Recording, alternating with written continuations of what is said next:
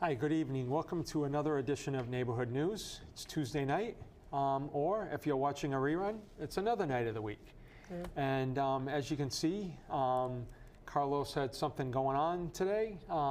He's AWOL on us, so I have Nicole filling in so we can do some talking about some of the issues. But before I get into that, I just wanted to talk about a couple things that are going on in the city that are pretty noteworthy and things that you could just learn about. The first one is, and I'm just going to hold this up, but I'll read it to you, everybody, after. They are having a tree session, and that is on March 19th, 2015, this year, right? 9 to 12:30 p.m. at the hearing room in City Hall, 1 Government Center, Fall River. Okay, and this basically is the 4th annual forestry workshop, and this is done with the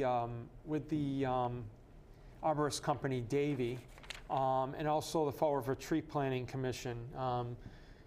Tree planting program, I'm sorry, gets involved. You could have held it up. I could have read from it if you want. You probably should do that because I'm getting older, but yeah, that's... Go ahead. So, you know what, why don't we do this, Nicole, if you could just read the pre-registration information. And that's down here. So if you want to come to this session, and I've been to a few of them, they are very helpful, I guess, for your own information, and they also are, you know, it's a good thing. So it says, this free workshop will feature site selection for urban tree planting and emphasize proper planting techniques.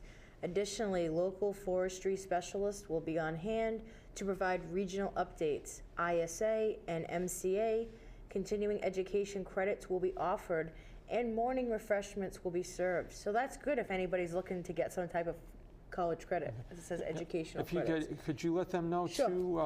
Why don't you read the bottom how you get registered for this? Okay. So we can just read it. That's fine. So if you would like to pre-register, you can contact Joanne Bachman. Is that right? Yeah, Buchanan. Buchanan. I'm sorry. Now my vision's going.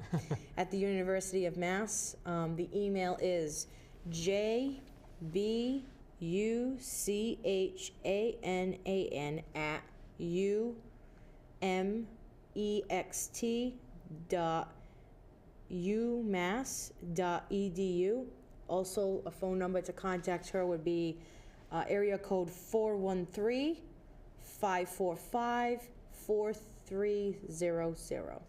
So if you are interested in this, and if you want some more information, I'm looking at this for the educational credit. I think that's a really good thing, especially if anybody is, you know, at the end of their college career and need a credit or two. Maybe that would count. So maybe that's something you'd want to look into. But it is very interesting. And if you're interested in trees like you are, Dad, then that's a very it's good. Very educational. Even if you're not, it's you know, something to get out and hear about. So, and you have another announcement for us, right? Right. Well, since Mr. Cesar is not here tonight, I would like to announce he is going to be having, and I'm going to read it from my phone, on Saturday, March 7th, the Flint Neighborhood Association is having a fundraiser for the scholarship, the Kathy Assad Scholarship. Okay. It'll be a shrimp Mozambique style, served with fries and rice. The price is $15, and it's from 12 to 6. You can eat in or you can take it out. This will be at Lindo's Restaurant at 160 Alden Street. For tickets, you can contact Carlos Cesar. And do we have a contact for him? Yes, Carlos Cesar. He actually, you can send an email to our email address, which is neighborhoodnews1@aol.com, or you can give him a call, and his phone number. We can get that at the end of the show because I don't have it right here, but we will announce this at the end of the show. Carlos Cesar's number is 774-526-2221.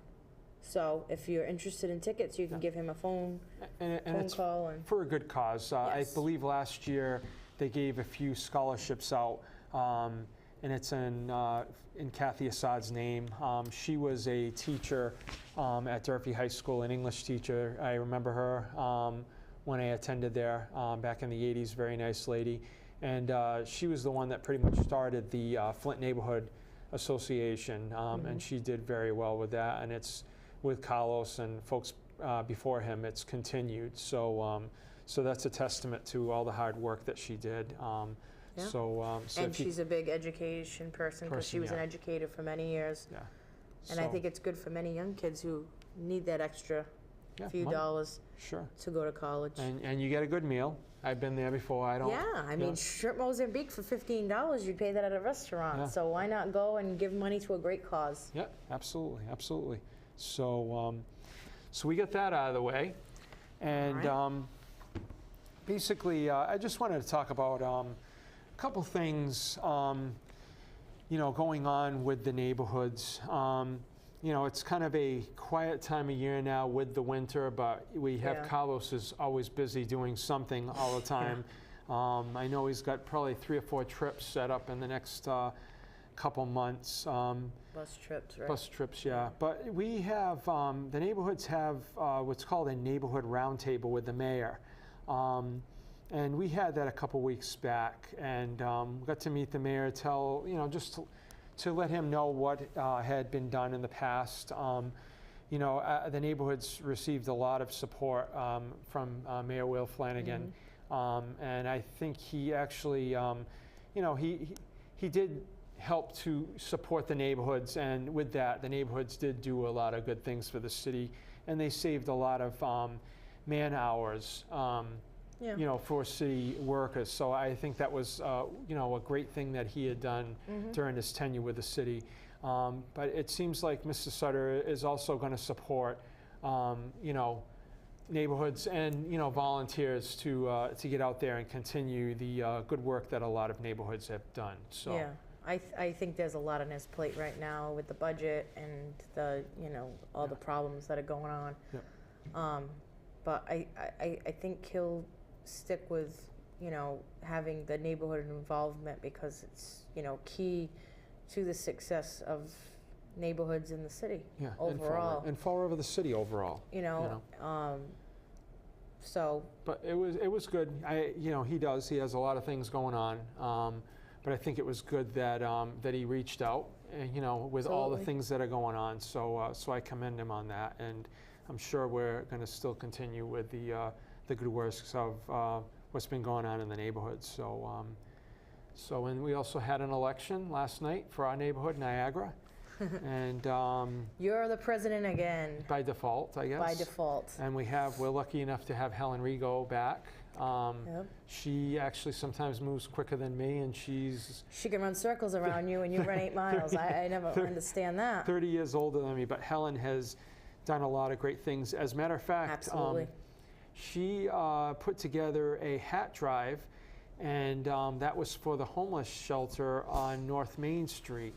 And she collected over 40 hats, Wow. and she gave to the shelter today. So a shout out to Helen for that. That was very commendable. Very and good. you know, thanks for helping the homeless here in the city of Fall River. I know too, I don't know what organization it was, but the St. Anne's on Oliver Street, and it was in the newspaper a couple weeks, how they were putting hats and scarves on the fences Yeah. for homeless people. I don't know if that was St. Anne's Hospital or Yeah, who that was. I think it was. But that was really, really cool, I thought. Yeah, I think saw it that in was the newspaper. bank was involved in that. Yeah. St. Anne's Credit Union. So so that's a good thing. I That's a thought good that was thing. really good. So And also too, the, wow, do we want to talk about this? well, I The was Bonnie gonna. bags, AKA the purple bags, AKA the pay-as-you-throw, AKA the thing that has been talked about and talked about and talked about over and over and over again. Yeah. Well, I think, you know, what's going to happen from what we're reading in the paper is that this whole pay-as-you-throw is going to go before the Ordinance Committee to set some sort of fine. Yeah. So we'll see. You know, what concerns me is that you're going to have everybody that's still against the pay-as-you-throw come out there, but I'm not finding that they're coming up with any kind of solution as to how we're going to come up with this money to get rid of trash. I have heard rumors that they wanted to charge everybody, say, $30 for a barrel. And I don't even know if that's on the table again, but that was mentioned before. And personally, you know, you and I are in the same boat with this, Nicole, that, you know, we have maybe one bag a week, 2 bags a week if there's something going on. So like for me, I'm using $60 worth of trash bags.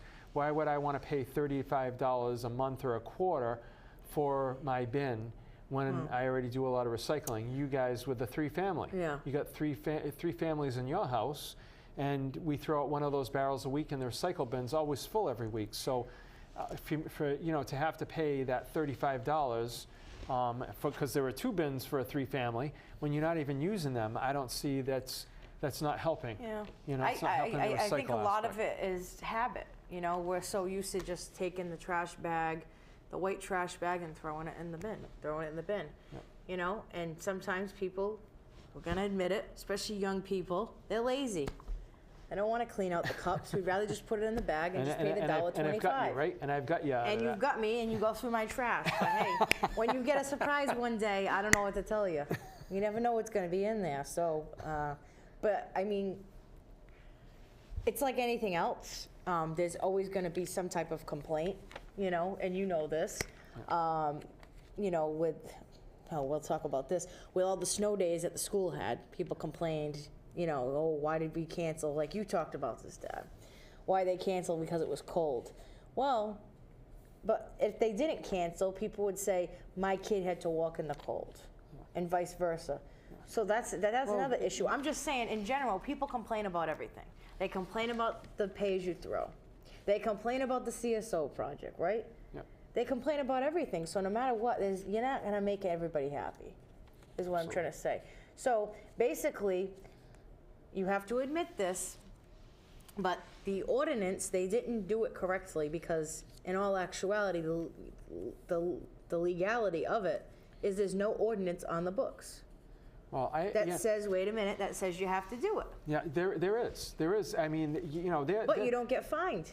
Well, people are throwing white bags out. Well, they could get, you know what I mean? I think the city's just trying to pull this together. Yeah, but because right now, if somebody is in a 6-family or owns a 6-family or 4-family or even a 3-family, if you're not doing what you're supposed to be doing and throwing white bags in there, the city needs to go out there and say, look, we're not picking up your trash anymore. This is, you know, this is not our service anymore. We don't do that. You have to pay or hire a private contractor. If you have tenants and they're not doing this, hire a private contractor. It's going to save you aggravation of the city constantly putting warnings on your barrel, which I think they're starting to do now. Well, not for nothing, but I mean, you know, people like myself and you and other people, you not so much, but, you know, it's very disheartening when, you know, you're buying the purple bags and then you see these people just stuffing their trash in white bags or black bags and they're not following it. Yeah. You know, people get upset because it's like, why am I buying the bags but you're not buying it? Yeah. What makes you more special that you think you can do it? I think when the enforcement issue comes in, they're going to do it. And I think that if you heard Ken Pacheco talking a couple days ago on the radio about this, the majority of these folks that are not complying are living in these multifamily houses. So it all goes back to the landlord, and I know landlords don't want to be responsible for that, but you know, we really have to look at that. I mean, you are getting the money from the tenants. Yeah. And if I take this as a devil's advocate sort of way, me as a single-family homeowner, correct, less likely to use the public school system, less likely to call police, less likely to call fire, less likely to use or throw out as much trash, but we're paying the same as the multifamily homeowners that are getting money and sometimes decent money in rent, and they're taking a lot of the services. So that's why I would like to stay with this pay as you throw, because it's a consumption tax.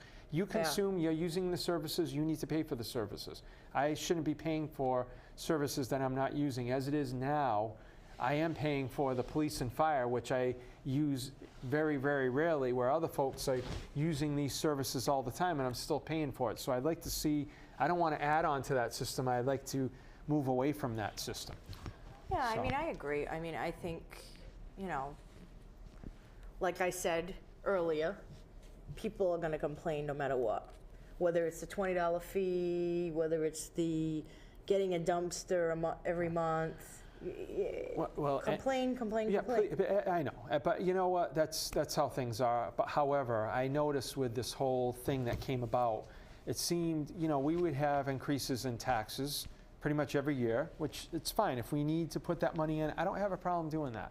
Then we had the water increases, and then lo and behold, we have a $1 fee, or I'm sorry, a $125 fee for a bag.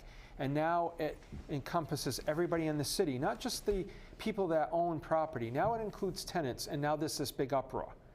And you know, I look at this and say, you know what, if you're a property owner, you've been, you know, feeling the pain all this time. Yeah. So you know what, sometimes we need to spread the pain around. I don't think people realize, I know this is America and we have certain ways, but in other countries in Africa and Asia and even Europe, you have fees to go to school. That's why a lot of children don't go to school, because they can't afford the fees. Yeah. You have a fee to pay to go to the school. So, you know, we have it fairly good here. And, you know, I think we need to look at the city of Fall River and say, I don't want to complain about things, but I want to come up with a solution to fix things and to work at that. You know, just not come up with a solution, but let's see what we can do to make this better. You know, look at it and look at it in that sense, instead of just picking on every little thing that people decide are going to come out there. What can be done better? I don't want to hear that other people do it this way. What can you be done, and how are you going to involve to move that process forward? Well, I think the thing is too is that this isn't a new problem. I mean, this has been a problem that we've swept under the rug for how many years? Years and years and years they said that landfill was going to close. This isn't something that we woke up the next day and they said, oh, we got to use pay-as-you-throw, or oh, we don't have room in the landfill. We knew about this for years and years and years, probably before I was born, and I'm 26. I don't even know how old. But it all goes back to, I think, a lot of folks that were, you know, politicians at the time. They didn't want to do it because they knew people were going to get an uproar because they have to pay. It's not one person now; it's everybody paying. Well, but it's also too that we take advantage of things that we have. We don't think about, you know, if somebody says, okay, somebody says today, the new landfill, right? You know, that basically you have, you know, it has 10 years. Well, you don't think about 10 years because you say, oh, well, I'll be 60 years old, or I'll be old, or I don't care. Yeah. And I think, you know, sometimes they don't think about things like that. And yeah, I agree. But it's, you know, it's amazing. What I found absolutely amazing over the last year and a half is that we've had issues here in Fall River that are very, very important. And, you know, we have the city council, it's usually packed, but we had issues on the page-to-throw. Carlos and I were at a lot of those meetings and gave input as to our, you know, at least I supported it. I know Carlos supported it. If you don't support that, what's the other solution? The other solution was privatization. Okay, that's fine. You're going to get rid of 50 or 60 people. That's going to save, I get it, and it's probably going to give them time to do that. But when that was brought up at the meetings, right, all the city employees were there, you know, from DPW. So if you're in that position as a politician, now you have this saying no. Yeah. Then you don't want pay-as-you-throw. Then we have another company coming in, a contract, privatization through that contractor. That, you don't think that thing is going to go up each year? And then you're going to have to raise taxes again to keep that contract into play. So, you know, what I found it amazing was I was there, 10 people showed up there. Then we had a meeting about the contamination in the landfill. We had DEP from the state come down. I and about 10 other people were there. If this would have happened in Mattapoisett, Somerset, Swansea, Dartmouth, Westport, that whole place would have been full. You wouldn't even be able to get into that room. But here in Fall River, we have 10 people that show up, but then we go into City Hall and the chamber and complain about a $1.25 bag. It just baffles my mind. I just don't understand it.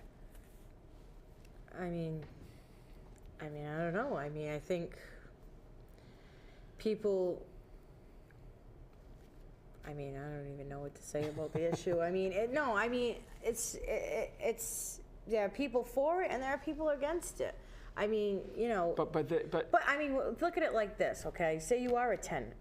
What would you prefer? Would you prefer the taxes of the landlord to go up, or would you rather pay for the bag? Because if the taxes go up, guess what? Your rent's going up $50 a month. So would you rather pay, you know, even if you're using a bag a week, would you rather pay the $6 or $5, or would you rather your rent go up $50? Yeah, or whatever. Or whatever, because if that container fee is so much per month, guess what? Yeah. The landlord has to find a way to break even, or to you know, that's a loss. Yeah. So they gotta find a way to do it. Yeah, and you're right. They shouldn't have to. The landlord shouldn't have to. The landlord has, you know, a lot of things that come at them. They have the taxes. I mean, you know, some of these 3-family houses, they have a mortgage. Then they have their taxes are probably $3,000 a year. Their water. You know, I know somebody that they're a landlord of a 3-family house that they live in, and they're paying $500 a quarter for water. I'm paying like $200 for a 3-family. So, you know, you look at that, and then that's another cost that they have to buy into this. And I know, you know, a lot of people do complain about the rents getting high, but you know what? Where are you going to go? This area has the cheapest rent. Yeah. That's why people are moving here. We still have the cheaper rents. New Bedford, Taunton. Go to those. Taunton, you're going to pay over $1,000 for rent there. You know, Bridgewater, probably $1,500. Bridgewater for a close to 2-bedroom. That's why people from Boston are moving down here. Same thing with Boston. If you look at the area of, you know, Newton or Boston itself, I used to have a friend that lived in Mission Hill, which is not so great, up the street from Northeastern, and she was, you know, she had several roommates. She was paying $3,000 a month, and the place, honestly, looked like a three-decker in Fall River. It was nothing special, nothing great, and she was paying $3,000 a month. So yes, people are complaining that they're paying, you know, $700, $800, $900, but you know what? If you lived in Boston, you'd be paying thousands and thousands of dollars. Yeah. So it's all relative, because then you'd probably be making $10 or $11 an hour. But still, it equals out to the same thing, because your rent is higher. Yeah. So all that money's going towards that. Yeah, it's for the rent, and I don't know how you can afford a $3,000 apartment. I don't either. $2,000 on $11. Well, you must have to have about 6 roommates, right? Yeah. I mean, no, that's what they do up there. Yeah. So I mean, we all got to look at it, and I think everybody has to, you know, contribute to the city for it to get better. You know, we all have to contribute, and I just am baffled when we are still complaining about this $1.25 bag. I just want it to be over with already. Well, I think you know, with this whole, you know, the new changing of the guard, so to say, the new mayor, that basically, you know, we hopefully will see some type of changes, but you know, I mean, with the budget constraint that we're in, I mean, you know, we're at the bones. I mean, you know, as we know, Fall River has been living off grants for many, many years and hasn't looked for alternative ways to produce more money. You know, we have, you know, net school spending that's in millions of dollars of debt, and now they got to find, you know, they found the money for that. We have, what was the other one? I mean, you could sit here for 45 minutes and name all the different things. Well, you know, the police, there's not enough police, there's not enough firefighters, you know, they want to close, not enough teachers. We have 30 kids in a classroom in elementary school. 30 kids in a classroom. So, yeah. I mean, you know, I've subbed for almost a year, and I can tell you it's difficult, you know. But even now, look at even now with the roads, because we've had these frost heaves. Oh yeah, these roads are like, I'm waiting for like the, you know, the groundhogs to come out of them, because it's like the holes are huge, and it's like you're driving somewhere out in, you know, I don't know, out in the woods. I have no idea.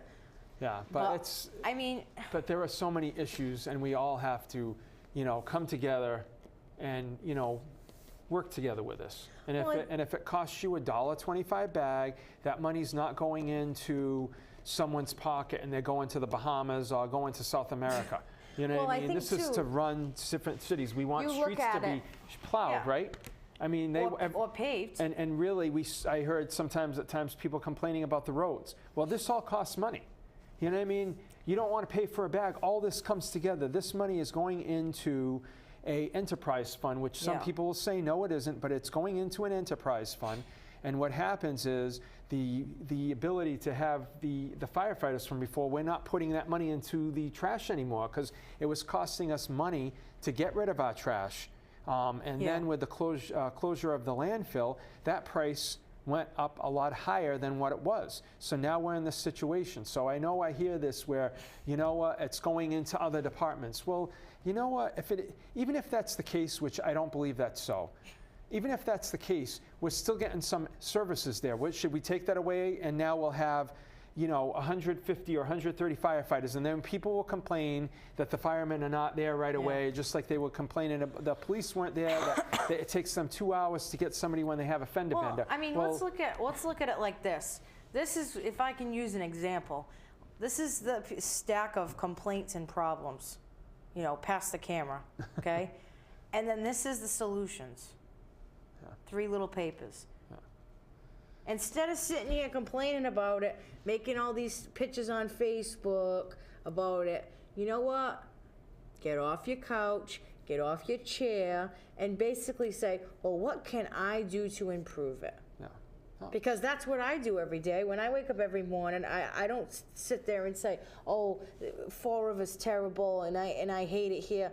I go in with a positive outlook, like, what am I going to do today to make my city better?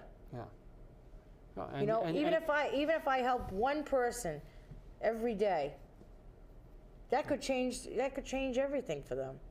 I mean, well, look at that old saying: if you let someone go on the road, and see what happens. You'll see that person will let somebody else go. So it's kind of infectious to do that. You know what I mean? Like It'll move down the road. and just that makes a difference. We were saying that today, Nicole, driving here. The pay it forward that they had. Remember, especially after Sandy Hook, that terrible tragedy in Connecticut, how people were paying for people's coffees, people in front of them, and they would say, you know, don't say who I am, but just say, you know, pay it forward.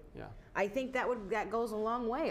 I think that, you know, somebody behind you, you pay for their coffee at Starbucks or Dunkin' Donuts. I say Starbucks because that's my place, but and you pay for their coffee, you know, that's going to put a smile on their face. And if that person's having a really bad day, you know what?